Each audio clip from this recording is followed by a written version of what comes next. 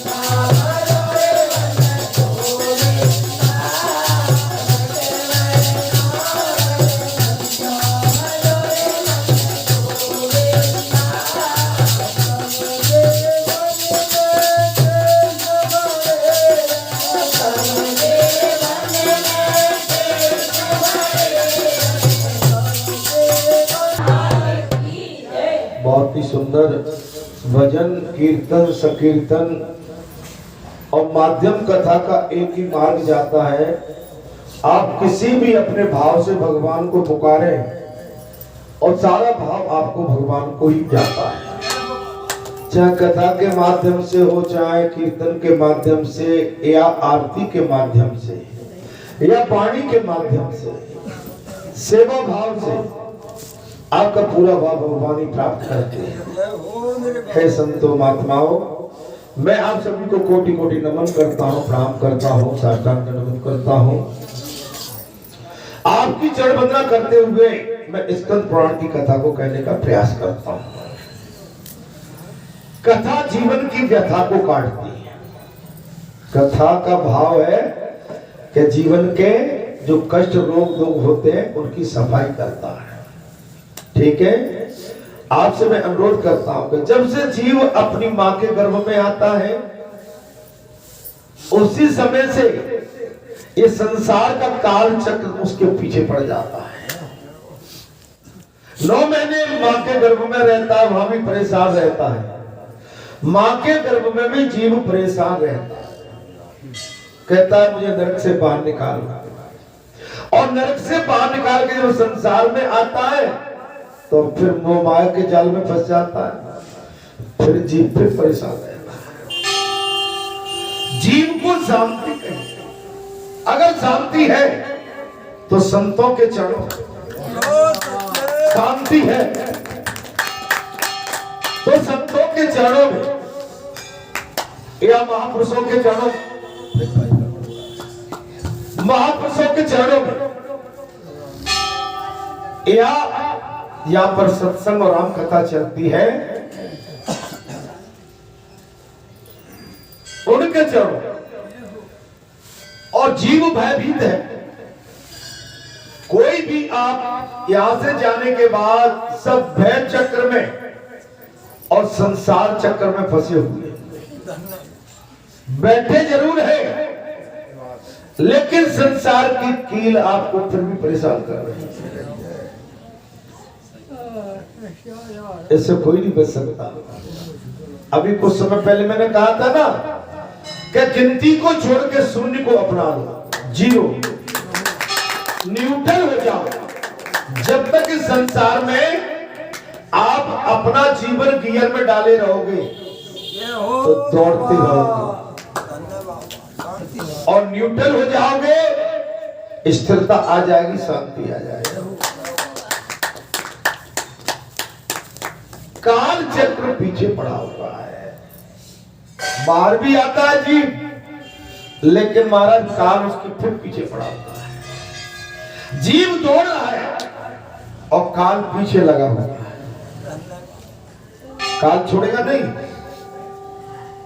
आप ये सोच लो कि हमने जन्म ले लिया और संसार में आके ये संसार हमारा हो गया, तो यही जीव की भूल है। संसार किसी का सगा नहीं, जिस जीव को संसार ने ठगा नहीं,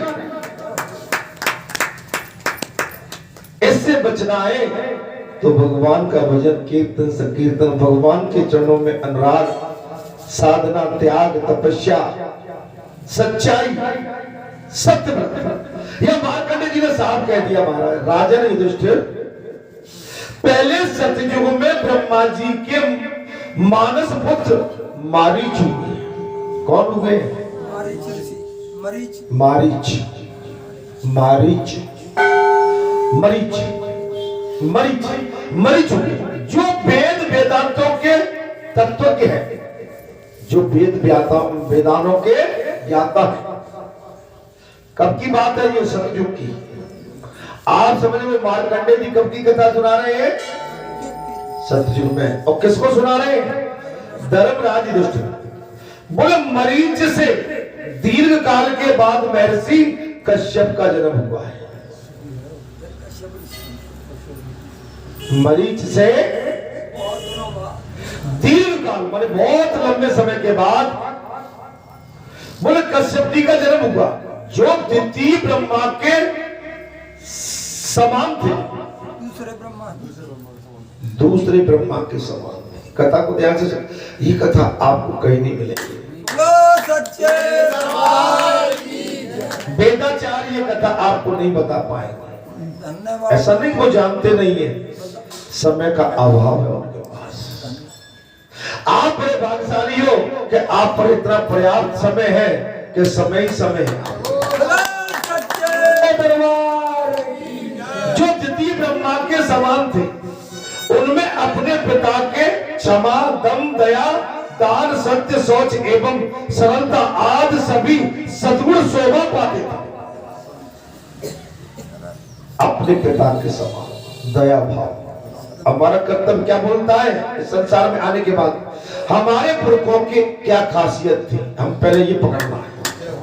हमारे पूर्वजों की क्या ख्याति और क्या विशेषता थी। आज हम उधर मचा बैठते हैं, हम अपने पुरखों का भी ख्याल नहीं करते हैं, अपने कुल का भी ख्याल नहीं करते। पिछली कथा में साफ निकला था महाराज, परम पद कैसे पाओ? बोले महाराज परम पद, तो परम पद पाने के लिए हमें ये दंड पचौले संसार के छोड़ना पड़ेगा। किंतु परंतु हमने जो भी गलतियां की हैं, हमने जो भी दुराचार, पापाचार, अत्याचार भाव से भी की है, वो भगवान के सामने बताना पड़ेगा। क्या करना पड़ेंगे? भगवान। हम यहाँ आए बोले भैया, तो भगवान से हम कोई यहाँ उनको धोस देने नहीं आए। भगवान तो समर्थ है, अंतर्यामी है। हमारी एक एक अच्छाई को, एक एक बुराई को भगवान भली भांति से जानते हैं। अब मैं वही कह रहा हूं महाराज कि अपने पिता के समान गुणवान। तो आप देखो, तुमने जो कुल विचारी, आप अपने कुल को देखो पहले और अपने पुरखों को देखो। हमारे पुरखा, आपके पुरखा और सबके पुरखा। मैं आज से आपको 70-80 साल पीछे ले जाता हूं, बहुत पीछे की तो कौन बात करे। हमारे पुरखों की क्या ख्याति थी, हमारे पुरखों में कितना प्रेम था, हमारे पुरखों में कितना एक दूसरे के प्रति स्नेह था, एक दूसरे के काम में आते थे, ईर्ष्या नहीं करते थे, द्वेष नहीं करते थे। जो घर का, गांव का प्रमुख होता था वो धैर्यवान होता था, धैर्यवान, गंभीर, संयमी, सोच विचार के निर्णय लेता था। आज के समय जैसा नहीं है। अच्छा तू सुन के क्यों आया, जा तू भी जवाब दे दिया। अगर उस समय कोई बच्चा, बाल बच्चा बूढ़े के मुंह लग जाता था या छोटे को मारता था, तो वो अपना भी पुरखा डांटते थे, तुमने गलत किया। अगर छोटे को भी डांटा है, मारा है, तो भी गलत किया है, और बड़े के मुंह तो तुम लग कैसे? ये मर्यादा थी। बलबन साथ ऐसे ही नहीं आ जाते। भगवान से बड़ा कोई नहीं, ईश्वर से बड़ा इस संसार में इसलिए यहाँ पर महाराज साहब कह दिया, क्या कह दिया, उनमें अपने पिता के समान क्षमा, दम, दया, दान, सत्य, शौच तथा सरलता आदि सभी सद्गुण शोभा पाते, ये हमारे अंदर होना चाहिए। हम नेक में बबक जाते, जरा से में धैर्य खो देते, अपने स्वार्थ के लिए हम धर्म को भी दांव पर लगा देते, अपने निजी स्वार्थ के लिए धर्म को भी नहीं छोड़ते।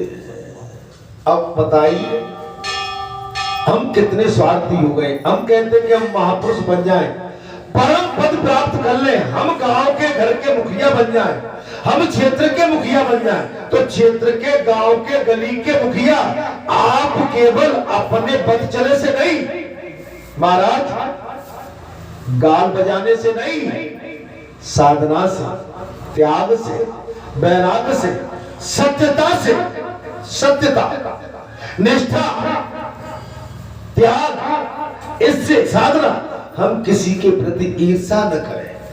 किसी का अगर कोई हमारे घर में, परिवार में, गांव में, गली में, मोहल्ले में, क्षेत्र में कोई अच्छा काम करता है, बढ़ रहा है, तो अपना उसमें सहयोग करें।